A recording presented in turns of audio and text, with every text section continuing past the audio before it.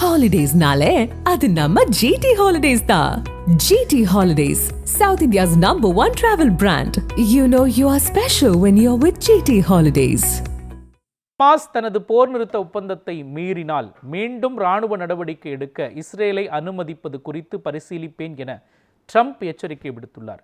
அமெரிக்க அதிபர் ட்ரம்ப் முன்னிலையில் கடந்த மாதம் நடந்த பேச்சுவார்த்தையில் இஸ்ரேல் ஹமாஸ் இடையே அமைதி ஒப்பந்தம் ஏற்பட்டது. அதன்படி ஹமாஸ் வசம் உயிருடன் உள்ள 20 பிணை கைதிகள் முதலில் விடுவிக்கப்பட்ட நிலையில் தற்பொழுது இறந்த சடலங்களை படிப்படியாக இஸ்ரேலிடம் ஒப்படைத்து வருகிறது.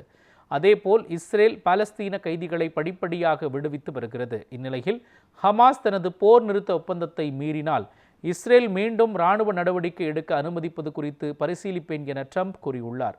இஸ்ரேல் இராணுவத்தினரை தடுத்து நிறுத்தியுள்ளதாகவும் ஹமாஸ் அமைப்பினர் ஆயுதங்களை கீழிறக்கவில்லை எனில் மோசமான விளைவுகளை சந்திக்க நேரிடும் என்றும் ட்ரம்ப் தெரிவித்துள்ளார்.